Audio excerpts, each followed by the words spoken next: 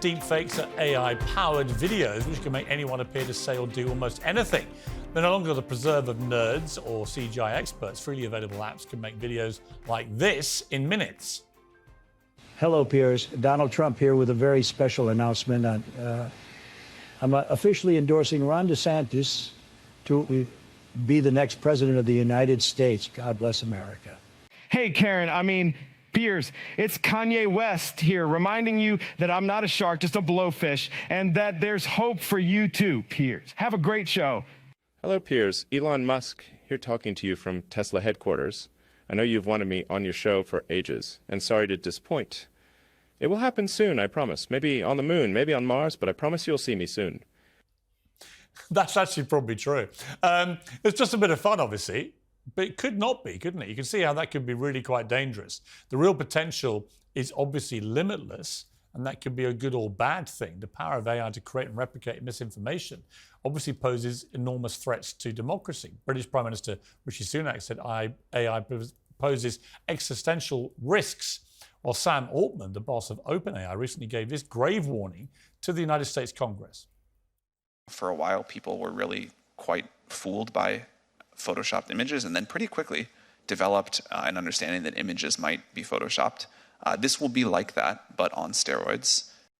So how safe is democracy if we can't trust our own eyes and ears? I'm joined by the podcaster Kara Swisher and the CEO and co-founder of Boson AI, Alex Smola, and my pack are still with me. All right, Kara, let me start with you, because this is I don't know whether to be incredibly thrilled by AI or absolutely terrified. Where's your mind with it all? Well, do you only have two settings, Piers? That's the issue. It's not one or the other. I know you have many, many nuanced emotions, and that's unfortunately what's happened here. Is the debate is it's going to kill us or it's going to make us a superhuman, and I don't think it's either thing. It's sort of a lot like the internet, and I think Sam's right that it's on steroids.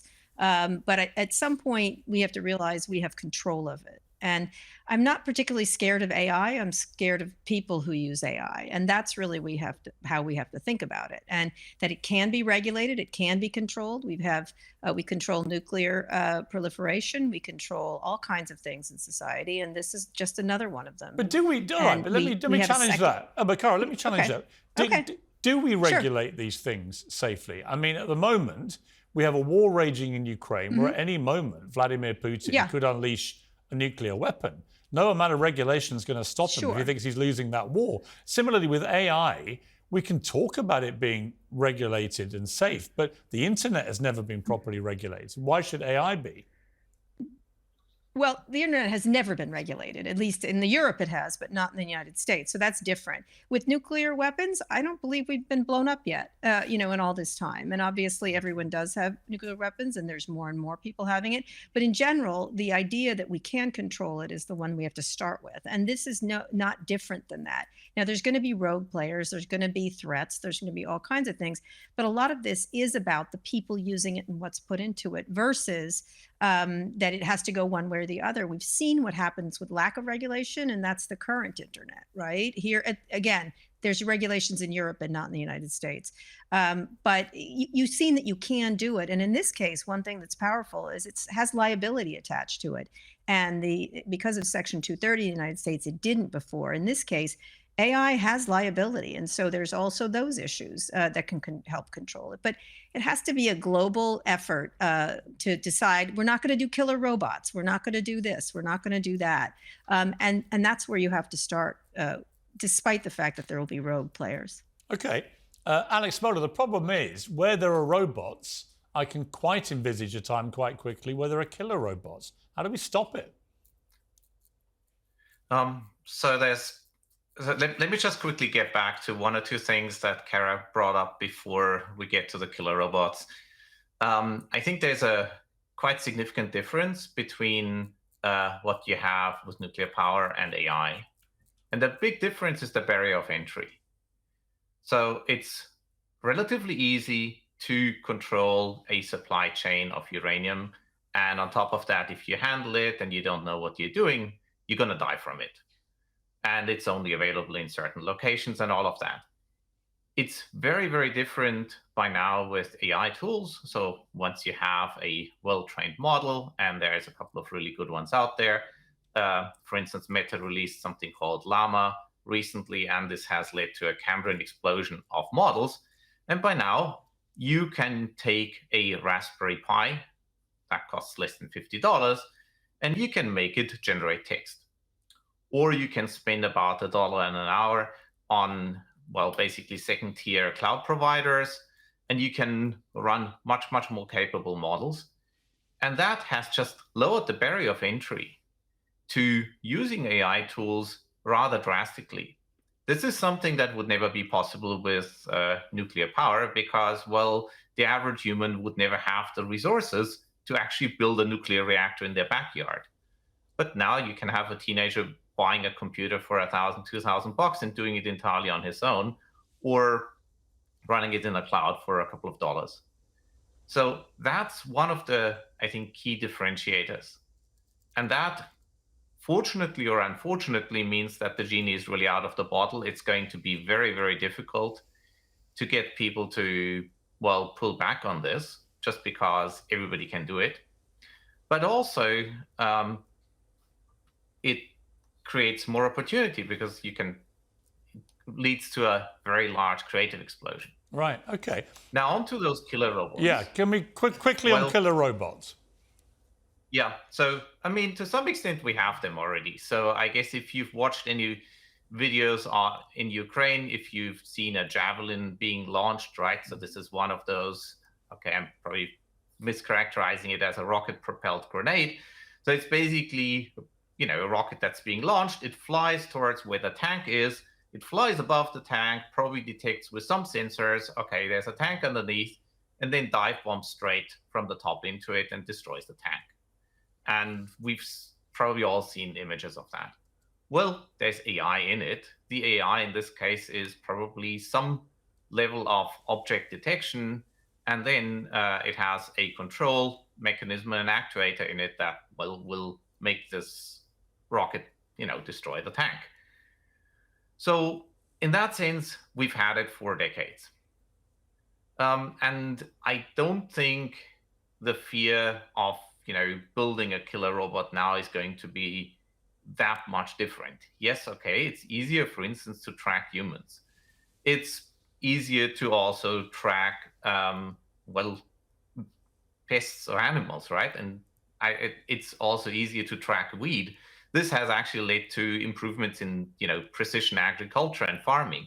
But obviously, if you can track and detect something, you can use it for good and for evil. And that's... Well, again, okay. So again, it comes down to faith in human nature. I mean, Amy, the more I hear about this, the more it comes down really to this. Well, yeah, I mean, as long as we can trust everyone to do the right thing here, we'll be fine. But I'm not really that reassured about this aspect of bad actors in this field doing bad stuff with it. Well, I guess it's reassuring that Rishi Sunak yesterday met with a bunch of these tech CEOs, and I think people like Sam Altman and Demis Hassabis from DeepMind, they give the impression that they started out to try and build something that was good for humanity, right? But the amount of money that he was committing, Rishi, is peanuts. I mean. Yeah. I mean, but you need to have the CEOs meeting with the politicians, but then actually deciding on something, I think, and the guardrails Rishi talked about. I think we need them. But Matthew, I'm seeing you shaking your head repeatedly throughout this when we hear anything about it's all going to be regulated, and I kind of agree with you. I don't see why we're being so trusting about this. The genie is out of the bottle. It seems to me potentially a really bad genie in the wrong hands. Right, and the analogy with nuclear, I think, is absurd. It's very difficult to enrich uranium, but almost anybody, as a previous speaker said, could operationalize AI. It's all about faith in human nature. I trust a lot of people, but with 8 billion with potential access to this technology, it just requires one rogue actor. And there's always going to be one person or one small group of fanatics who are going to be driven either by illness, mental illness, or a fanatical ideology who will turn on the rest of us.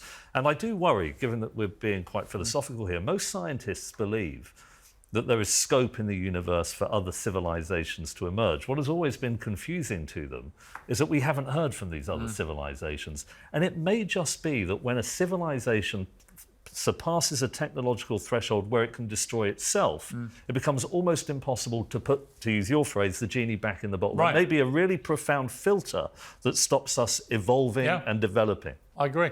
Cara, let's end on a positive note. What's the most exciting thing for you about AI?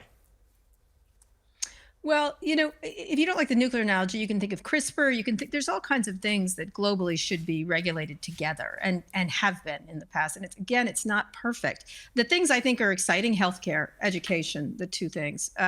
The stuff they're doing at Google on protein folding, drug discovery, education, all kinds of information in your hands. Some of the more fun stuff, some around the entertainment could be interesting, but largely healthcare. I think that is really where the real promise is. Talking, you know, your previous guest talked about cancer isn't solved because it can't be solved, it's because it hasn't been solved. And I think this gives us incredible computing power in our hands. So the good news really is none of us will die from cancer in 30 years. The bad news is we'll all get killed by killer robots. Maybe. So I guess it's a game of two halves. You will get killed by people. People will kill us. People are the problem. So maybe the robots are right. Let's just get rid of us. They aren't sentient. Let's just keep that. They're not. No, but you know what? I remember I I interviewed Professor Stephen Hawking, and I asked him what was the biggest. Yeah. What was, in his last TV interview, actually, I asked him what was the biggest threat to mankind. He said, when artificial intelligence learns to self-design, that's it. And that's exactly what they're all now warning about. And Elon Musk. He was very early to this. He was, yeah. Both he and Elon were. I've got to leave it there, unfortunately. But thank you very much. Sorry, go on. If I may raise something else that probably would keep me a lot more awake at night, and we'll see this a lot in the next few years, and that's basically that a lot of what you would call social media, or so user-generated content, that a lot of that will be polluted by generative AI. Yeah.